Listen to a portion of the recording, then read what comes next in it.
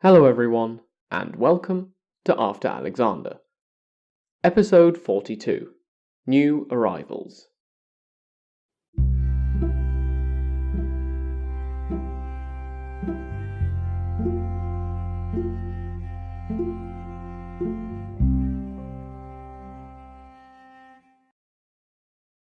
Last time, we discussed the eventual independence of the Greco-Bactrian kingdom, although when and how this took place is not settled. However, we also introduced a group who will become the second great power of the post-Hellenistic world in the West, the Parthians. The Parthians will go on to create an empire which will last until the 220 CE. In point of fact, the Parthian Empire will fall in 226, although Arsaces VI will create currency for another 2 years until 228. As such, it's worth giving them a proper introduction. First of all, who were the Parthians? Also known as the Parni or the Aparni, they were one of the 3 groups making up a confederation called the Dahe. These tribes were either fully or partially nomadic, and Strabo reported that they lived to the southeast of the Caspian Sea. The Dahe lived in Central Asia between the watershed of the Amu Darya, which is another name for our old friend the Oxus we've encountered a few times before, and the Caspian. Burial customs in southern Turkmenistan align with those people groups living in a region called Sarikamish, as well as those in Khwarezmia and Transoxiana. Furthermore, there are elements that are analogous to those of people in the southern Ural Mountains. As such, it has been concluded that the Dahe sprang from a large assembly of different people groups in the lands stretching from the southern Ural Mountains to the Sirdarya, also called the Arsaces in antiquity. Whether or not the Dahe had a capital, and what it would have been called if they did, is not known. The Dahe are likely to have venerated the sun. Further down the chronological line, the Parthians had a fondness for a god called Mithra, especially in what is known as his solar aspect.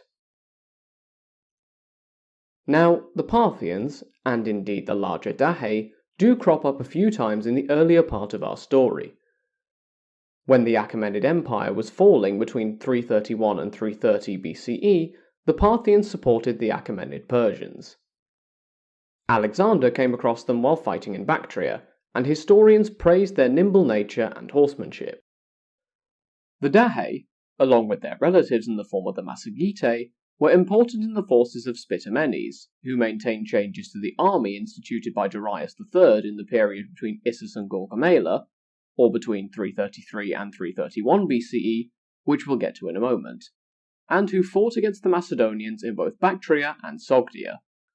The military reorganization of Darius III mentioned above saw the creation of cavalry where both the horse and the rider were armoured and were equipped with Macedonian-style lances. These units mostly consisted of Massagetae, with some Bactrians, Aracosians and Sogdians. Spitamenes would use the best qualities of many types of mounted warrior in his fight against Alexander, including heavy cavalry. If the name Sogdia sounds familiar, that's because Spitamenes is the father of Apama, the woman who married Seleucus I and became a progenitor of the Seleucid dynasty. If you're interested in the family tree side of things, this makes Spitamenes the great-grandfather of our current monarch, Antiochus II. But back to the point.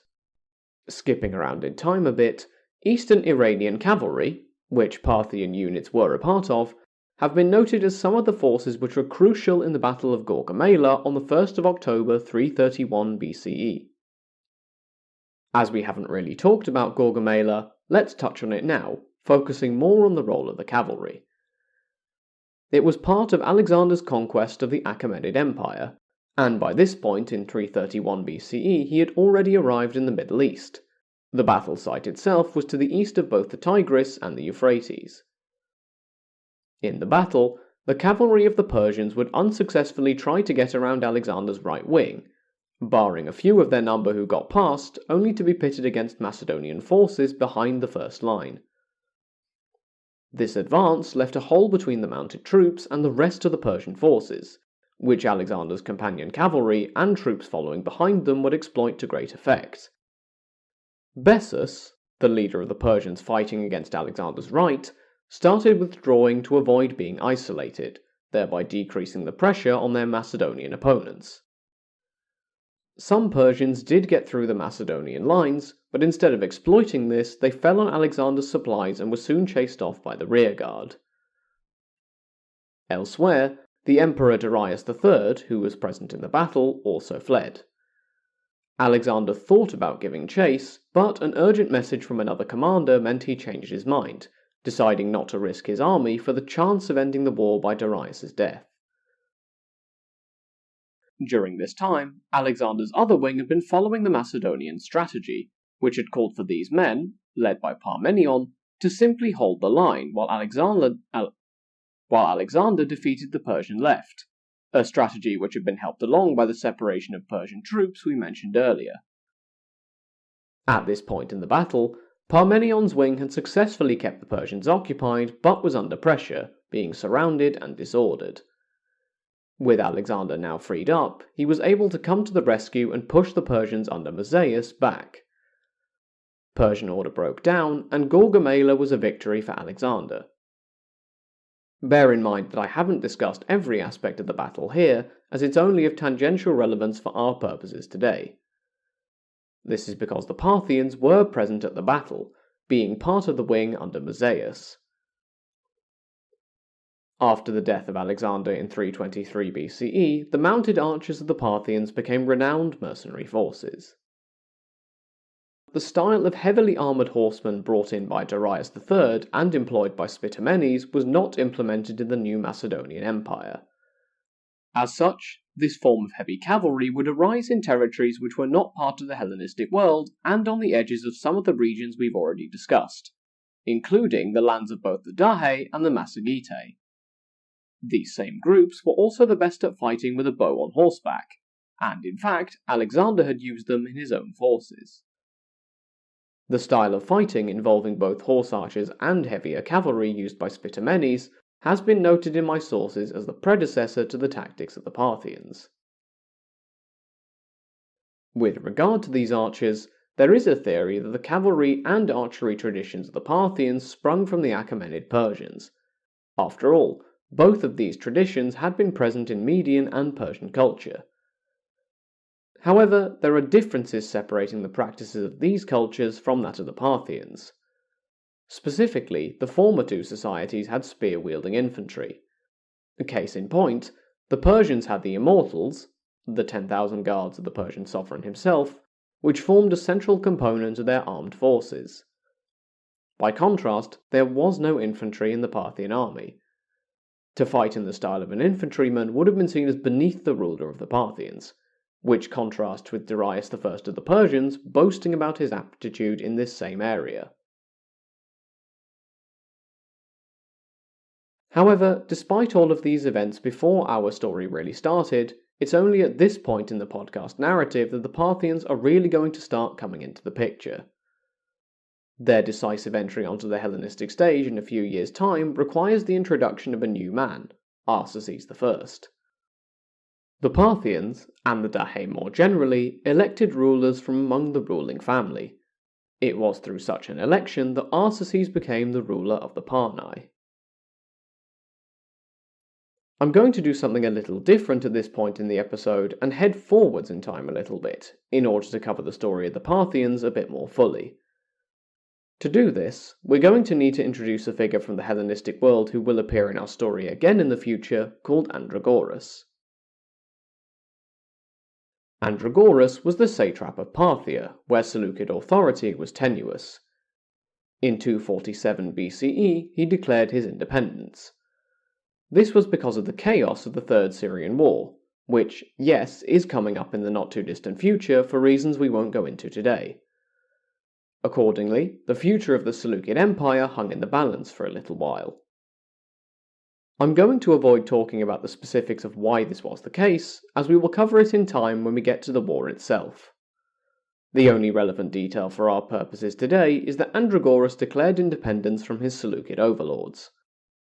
I should mention that I've seen the dates vary a bit between sources, and the independence of the satrapy has been listed in one of my sources as 245 BCE. Regardless, Andragoras faced a struggle trying to maintain the frontiers, given that the Seleucids were now no longer defending them. In approximately 238 BCE, Arsaces and his brother Tiridates invaded the satrapy.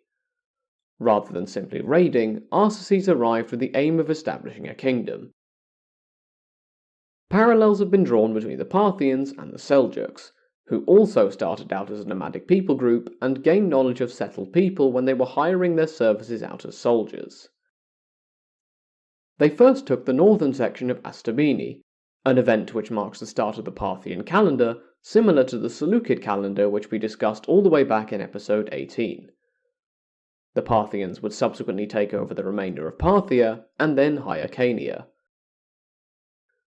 Arsaces I was coronated in the city of Arsake, and every subsequent king of the Parthian Empire would take his name. Vologases VI, who I mentioned at the start of this episode, was thus Arsaces XLVIII, and the final monarch of the dynasty, although not the last one chronologically, was his brother Arsaces L, also known as Tiridates IV. But all of that is for a later point in history. Bear in mind that I've seen the date for when the Parthians established themselves vary a little bit between sources. For example, one source mentions 253 BCE as the year when the Arsacid dynasty came to prominence, others give 250 or 247 BCE as the beginning of the reign of Arsaces I, and I have seen the coronation at Arsake listed as happening before the conquest of Parthia. Equally, it has been noted that other ruling families in the region, such as the Sassanids, have begun their year count from the point when they rose to prominence as opposed to the first coronation of the dynasty. So the Parthian calendar beginning in 247 BCE doesn't have to indicate that this was when Arsaces' coronation took place.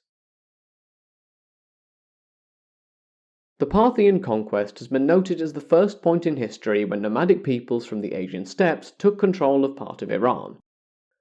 This phenomenon will crop up again in later centuries, with two examples being the Seljuks who we mentioned earlier and the Hephthalites further to the east. For some context, the Seljuk Turks conquered the west of the Ghaznavid Empire in the early 11th century, and went on to take over Armenia, Syria and Anatolia, after having defeated the Eastern Roman Empire at the Battle of Manzikert, leaving Anatolia open. The Hephthalites, meanwhile, took over parts of the Sassanid Empire in the 400s CE. So, that's the Parthians. As you may have gathered from today's episode, this is the first time they've been introduced, but it will not be the last time they're mentioned. However, next time we will adjust our focus once again. Specifically, we will be examining some of the interdynastic marriage ties we haven't really had time to cover so far. Along the way, we will have the opportunity to re-examine Anatolia and bring the Antigonids back into the narrative. Until then, thank you all for listening. For any questions or comments, feel free to get in touch at the show's email address. Until next time, have a great week, everyone.